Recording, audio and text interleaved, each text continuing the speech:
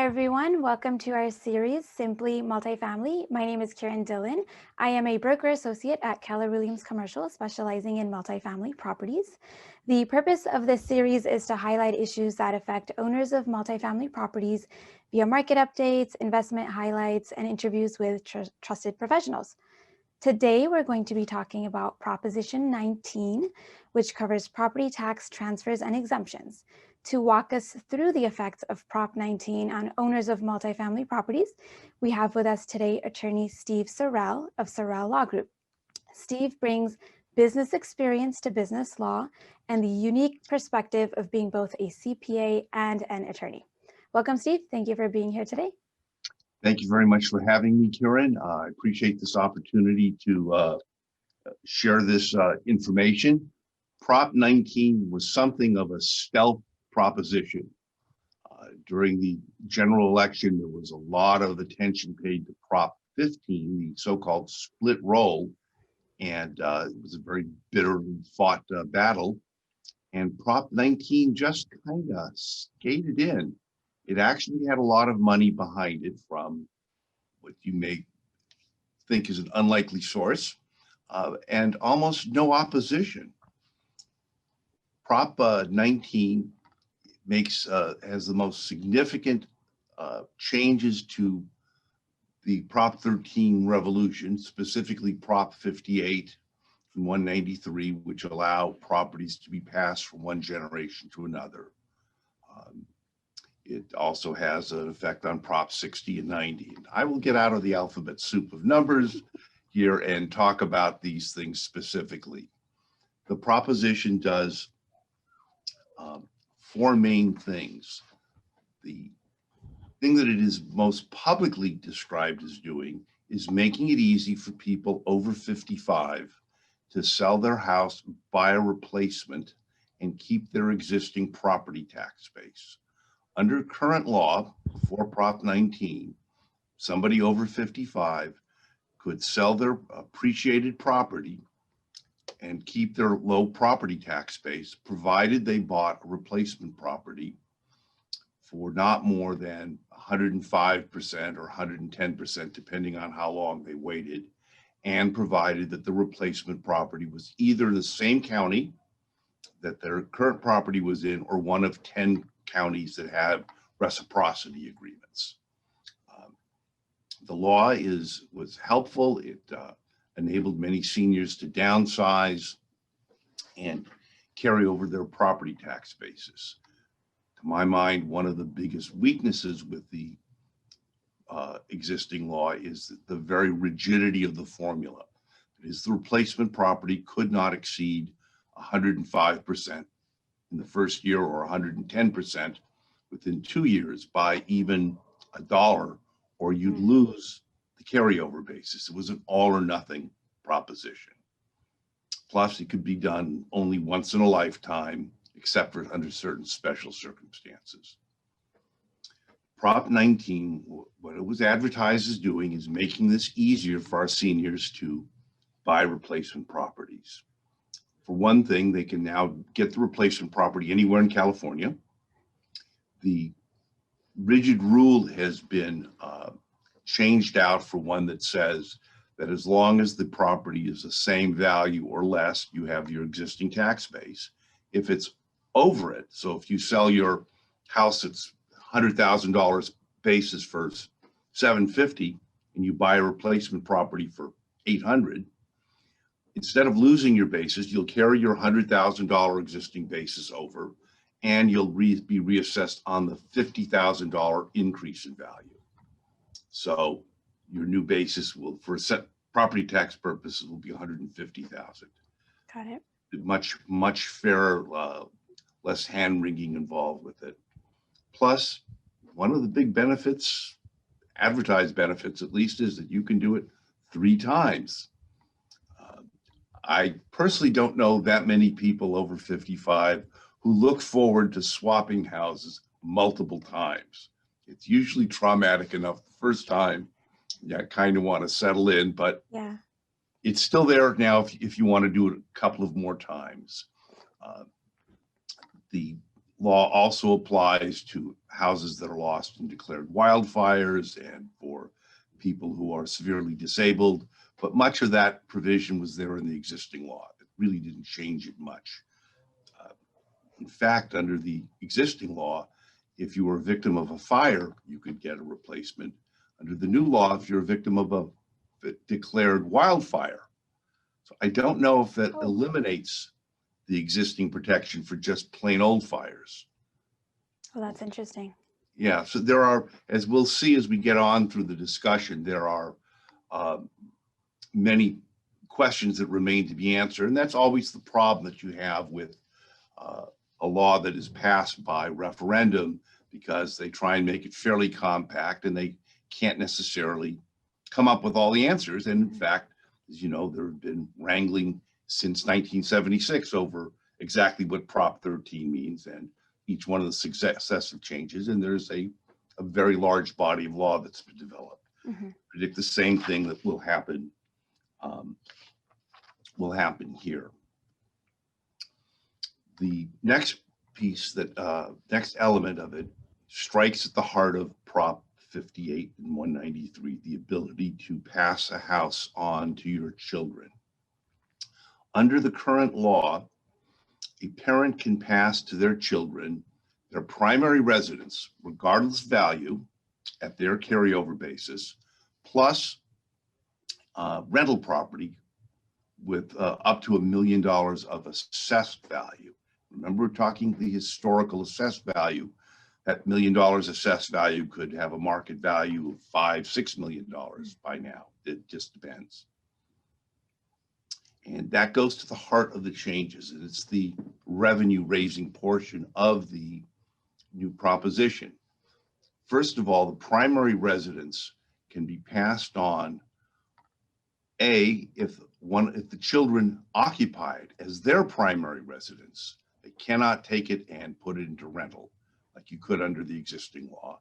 And B, even if they do follow that, it is the carryover basis exists only if the property has not appreciated by more than $1 million. If it has, then you are tagged for the amount over it. This is an interesting concept, the way it's applied. It's not intuitively obvious at first because it mixes historical assessed value with current market value. So if we start out with the simple example of a property that parents paid $100,000 for is now worth $600,000-700,000, and they leave it to their children, they will get the parents' basis of $100,000 because the value of the property is not increased by more than $1 million. Got it. But again, that is provided that they occupy it as a primary residence, which we'll get to another problem in a minute. What if the property has gone up substantially in value, which is certainly not uncommon in California, particularly when you're talking about your parents' house, which they may have owned for 35, 40 years or more. So if we go back to that same example, the property has an assessed value of $100,000 today. Maybe they bought it for $50,000 35 years ago. Now it's inched up to $100,000. And the property is worth $2.5 million. To pick a number, 40 years can happen in the right spot. So how much will the property tax be if the kids take it over as their residence? The property tax will be $100,000 carryover basis from the parents, plus the amount over $1 million. So since it's worth $2.5 million, it's gone up $1.5 million over the $1 million amount. So their basis will be $1.6 million. The $100,000 carryover basis, and then the $1.5 million that it's increased over it. The property tax will go from about $1,200 a year on that to $18,000, $19,000 a year. Wow. And if they don't use it as a primary residence, it goes to the full $2.5 million, and the property tax on that figure will be a little over $30,000 a year. That's definitely a game changer. Yeah. Yeah. One of the nagging questions here is that it says that it has to be used by the children. Well, does that mean all the children have to live in there if there's more than one? We don't know the answer to that. Mm-hmm. I suspect that there will be some accommodation, just as there were adjustments made for Prop 13's language, which was Prop 58's language, which was also referred to children. The last change, and the one that is most significant to your audience, is that other carryover of $1 million of assessed value for other property. That's simply gone. Mm-hmm. As of February 16th, when these new provisions kick in for primary residence and other residences, any property that is inherited other than the primary residence is immediately reassessed at the full fair market value. That is a huge change that people really didn't see coming. Yeah. And I think that as we get on to some of the other questions, we'll see that, where I think that's going to go. But those are the primary changes that take place in the law. Okay. So that's a lot of information to delve into. On the flip side of that, can you just quickly talk about situations where Prop 19 would have no effect on the carryover assessed value, just so that it's very clear? Sure. No, it's a good question, because so that hybrid formula of assessed value and market is not intuitive. It took a while before it sunk in.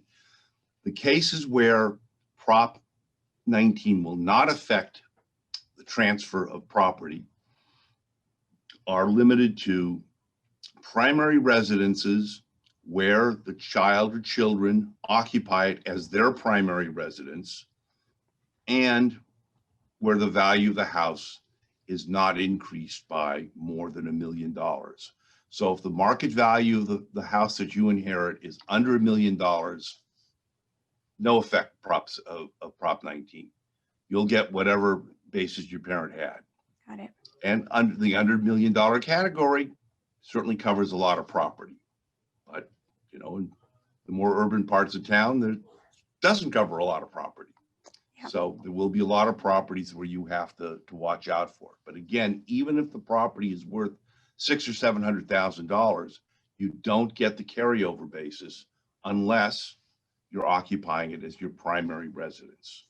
Okay. Way they're going to determine that primary residence is that when you take over title to the property, you'll fill out the homeowner's exemption or the disabled veterans exemption, which asks you a series of questions as to, is this your primary residence? When did you take over it? And you sign the application under penalty of perjury. And that is how it gets triggered. Got it. This form is supposed to be executed within 1 year of taking over the property. Under current law, you have 3 years to apply for the parent-child exemption and get it retroactively. There are a whole series of other rules that take place if you miss the 3-year mark and they catch you or they don't catch you, Mm-hmm. how you make it go forward. None of that is stated in Prop 19. It just says you have to apply for it in the 1 year, or pretty much you don't get it at that point. A quick clarifying question. Is it that the parents were living there with the child and then the parents passed away and the child continues? Or it could be that the parents were living in that primary residence, they pass away, and immediately the child comes to start living there? It is the latter. The only requirement is it had to have been the parent's primary residence. Okay. There's no language about whether the child was living there, but they have to take over, which hence that 1 year window. If they even sincerely want to do it, it sometimes takes time to go through the administration and get the place cleaned out and all that sort of thing. But yes, and so the same thing would apply if the parents owned a duplex, let's say, and occupied one unit and rented the other unit. In that situation, if the children took over, they could make half of the duplex a residence like their parents, but half would be a rental property because that's how the parents used it. Even if they chose to occupy the upstairs and the downstairs, only half of that would qualify for the parent-child exemption because only half of it was used as their residence. Got it. So with larger properties, like a fourplex or a 10 unit, the value just really decreases if the children continue to live there. Right. If the parents are living in one unit of this 10-unit place, you mean? Yeah. Yes, 1/10 of it would be eligible for, at most, for the carryover. The other 9/10 are going to be reassessed at market value. Could be a game changer. Yeah. We'll talk about which properties are maybe most affected and things that can be done. I would point out one other thing about it. The proposition says that they have to take it over as their primary residence. It doesn't really say what happens afterwards. So the child steps into the parent's house, lives in it for a year or two, then gets another job somewhere else and has to move or wants a different house, and they put it into rental. Is the exemption revoked? It's not clear. One suspects that that will happen, but it also raises the issue of how that would ever be found out if not voluntarily disclosed, right? Right. That makes sense. So for the purposes of our audience today, we can focus on the fact that under Prop 19, essentially, any multifamily property that's being passed on to children after the parent's death will be fully reassessed at that time at the fair market value. Yes, right? absolutely. So what kind of an impact do you think this will have on the broader multifamily market and then also on these smaller family-owned properties? Okay, it's a good question. We're still trying to think our way through it. Even the legislative analysts that prepared the budget forecast for the proposition, usually they tell you, oh, it's expected to raise X millions of dollars or whatever. It's so vague. It says tens of millions of dollars, increasing potentially to hundreds of millions of dollars per year. Pretty vague. The cases where you can see that it's most likely to cause a change is in the family vacation home or second home, because there, if they've owned that family cabin for 40 years and Zoom, the value of it jumps up, it's not producing revenue. It's a nice weekend place. You'd like to keep it for your kids, but you're not going to be able to afford to do it because it'll go up so much. If we have time, I'll give you an example later on of a property that we were able to prevent that from happening with suitably dramatic results. In terms of the regular multifamily place, so parents owned a fourplex or a couple of duplexes or something, some additional property that they probably had for a long time. Yes, the property is going to go up in value. The property taxes will jump. If the properties have been managed properly all along, sort of competitive with other properties, then you have to think that it wouldn't necessarily be that much of a change. That is, they'll be a lot less profitable, but what's the children's alternative? They sell the property and the new buyer is going to have the same taxes plus financing to carry. So it'll have to be priced to cover that. In many cases, though, of course, I call them children, but many times they are, quite well into their adult years. Right. Maybe not, they probably often are not well prepared. They haven't been educated for the transition, really taken into their parents' confidences. And the property that was once a cash cow suddenly loses a lot of its cash flow because of the property tax hike. And there may be more impatience. Gee, I'm not willing to settle for a small cash return and hold out for future appreciation. Let me get the money now. Whereas a new buyer comes in expecting a very low cash on cash yield and is buying for the long term. So I think you'll see a lot of transition occasioned by that. Situations, though, that I was thinking about where it could really be messy is let's take a situation where maybe the parents hadn't so aggressively managed the rent because it was inexpensive. They didn't have any debt left on the property. Property taxes were low, so they were a little lazy about raising rents.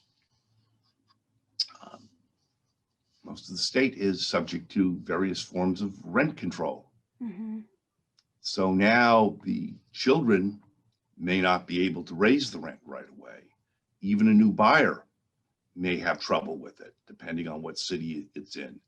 That could have quite a negative impact on the property because the parents have underpriced it for a long time, and now the property taxes have gone up tenfold, and they can't pass it through. Yeah. It could turn it into a money loser, and then that, I don't know, maybe you tell me what happens. It becomes a candidate for redevelopment, I guess.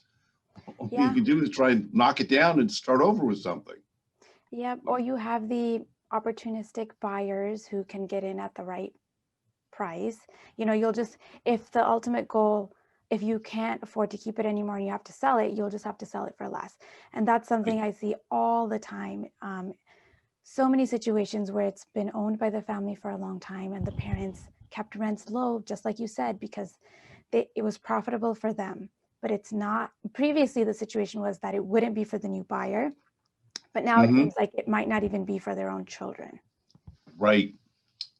And so depending on how far out of whack it is and how rigorous the rent control is in the particular area, it could have very serious implications. Right. I think. So given that Prop 19 goes into effect February 16th, 2021, should parents be thinking about transferring these investment properties to their children, or are there other considerations that counterbalance Prop 19 that they need to think about? Okay, I'll answer that two ways. One is based on the existing law, and then I'd like to sort of briefly touch on some alternatives we're exploring but are not fully cooked yet. Okay. Under existing law, knowing what we're facing with Prop 19, the trade-off is going to be, do I give the property away now so that the children get the carryover property tax basis, but then they lose the step up that they would get on death? Property that they bought for $50,000 30 years ago is now assessed at 100, 2% a year, and its basis for capital gains is 100, but it may be worth $2 million. Right. So do I give it to them now so they get the same $1,200 a year property tax? Or do they wait to hold on until I die? The property tax, goes up tenfold or higher, but the basis for capital gains purposes also goes up, meaning that they can sell it after death and not pay any tax on it in most situations. Then we get into the overall limits on estate tax. So that's one consideration. For the most part, the trade-off between the reduced property tax and getting the step up on basis after death is quite dramatic. That is, you'd have to hold on to the property for 20, 25 years before the economics started to come together, where the property tax basis difference would really pay off. So where's that likely to happen? Well, certainly if the family has their nice little cabin somewhere in the woods that's been in the family forever and everybody expects it to stay in the family, and there's no desire to sell it because their children want to pass it on to their kids and so forth, that's a good candidate for maybe early gifting now, because we don't care about not getting the step up. We want to be able to afford to keep it. Okay. But it's less clear of a deal with, I said, the more valuable properties. Primary residence becomes another issue where, in fact, I'm dealing with one client now where they want to do a trade. Parent and child trade houses so they can take advantage of the basis and this thing. And there's working out some of the details now.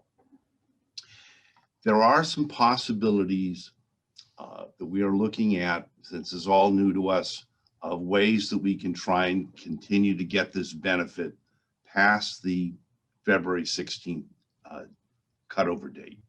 One of them is through the use of a common estate planning technique called an intentionally defective grantor trust, which sounds like a bad thing, but it's generally a good thing.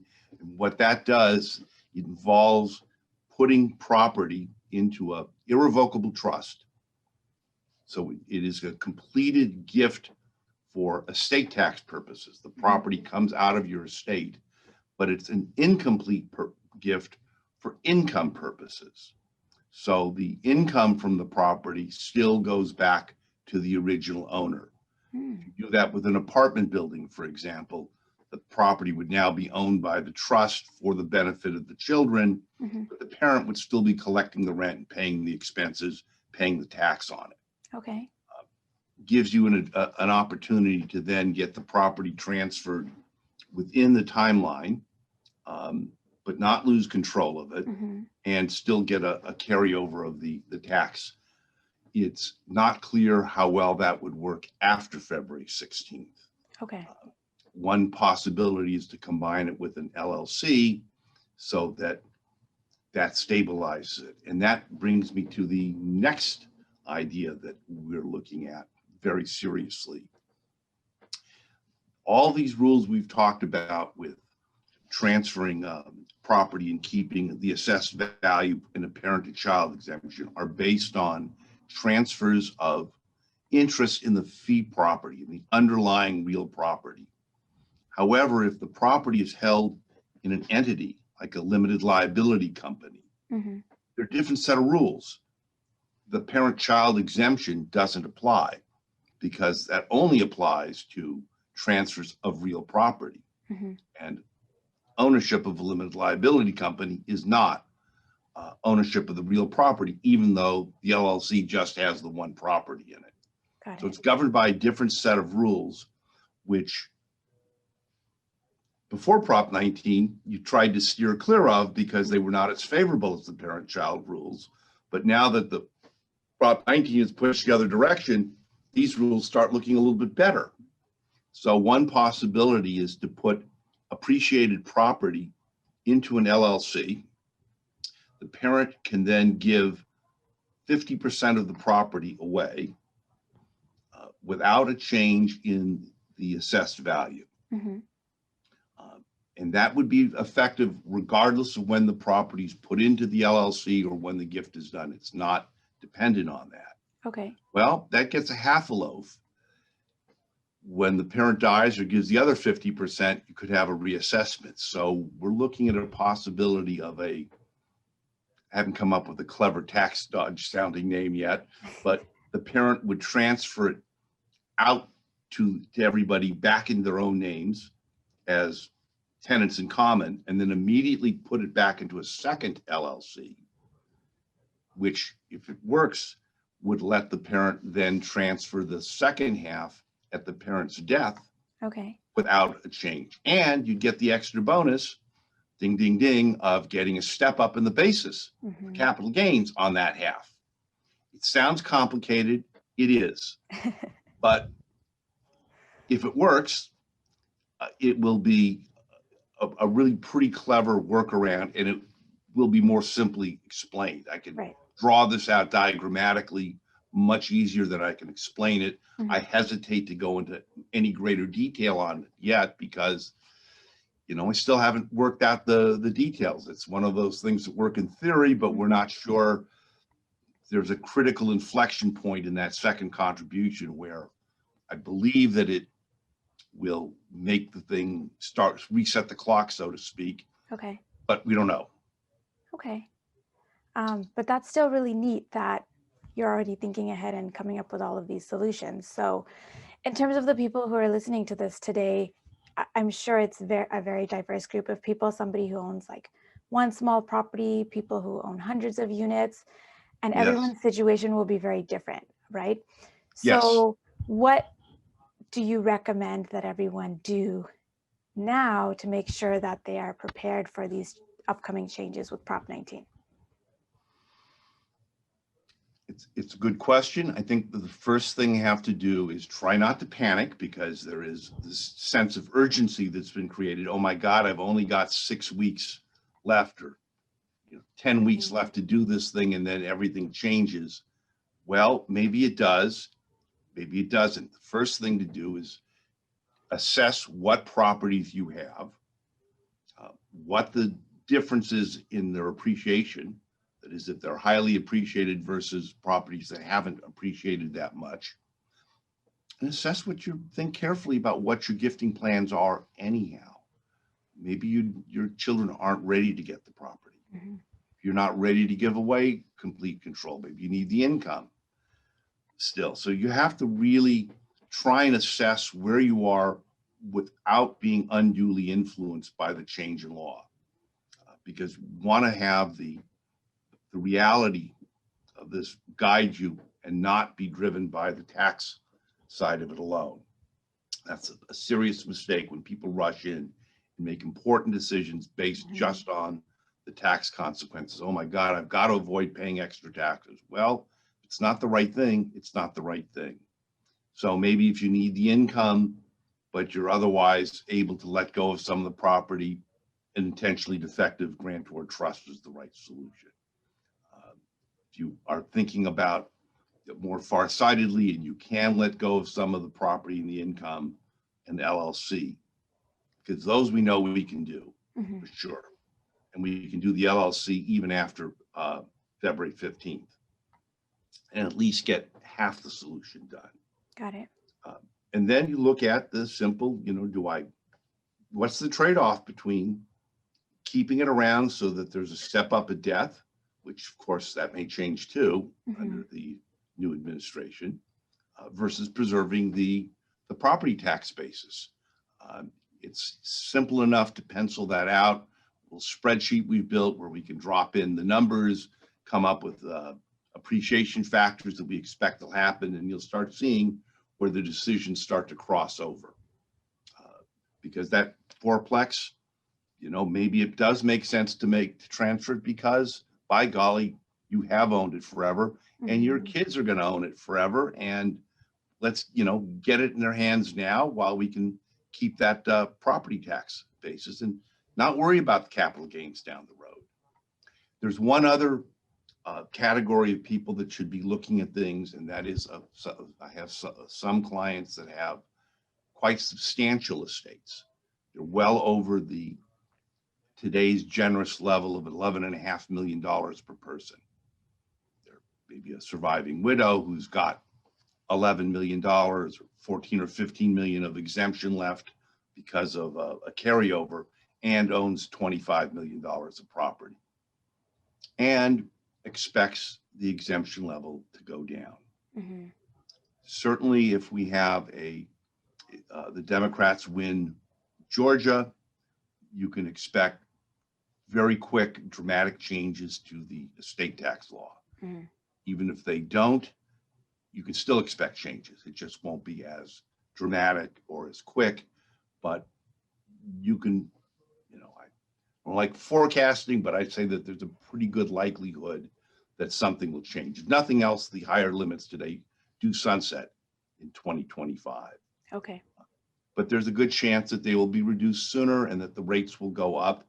And so for people with large estates, it makes sense to start gifting property now, even if they lose the step up, but they want to get their estate tax base, their estate size down so that they minimize the estate tax that will be due when they die, regardless of what happens to the exemption, and certainly if they expect some decrease in it.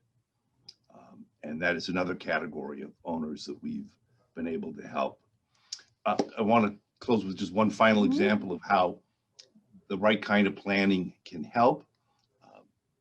I represented a couple of families that were related to each other that bought a piece of property on the beach, on the Strand in Newport many years ago for the then exorbitant sum of $525,000.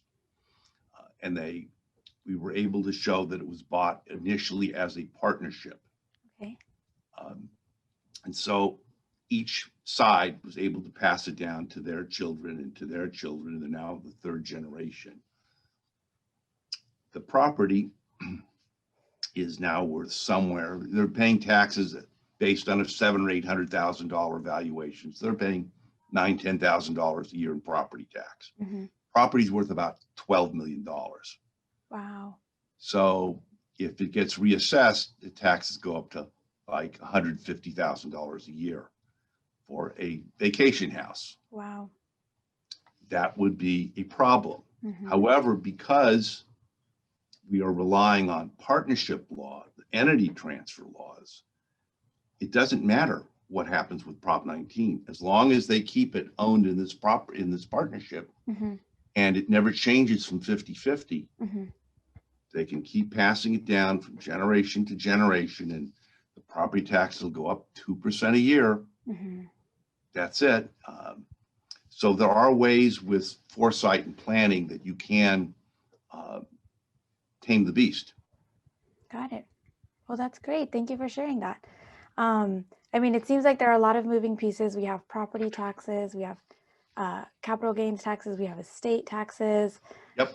How you're going to hold the property. So I would highly encourage everyone who's listening to this to, reach out to Steve, reach out to your CPA, whoever your trusted advisors are, and just get educated on this issue. So, because like you said, if you have the proper planning, you can avoid a lot of these issues down the road. Steve, if anyone has questions about their particular situation and they want to reach out to you, what's the best way for them to do that? Please, the best way is to either call or email. Telephone number is area code 626-792-8600, 792-8600, or email Stephen with a V at Sorell Group, and that's SORELLGROUP.com.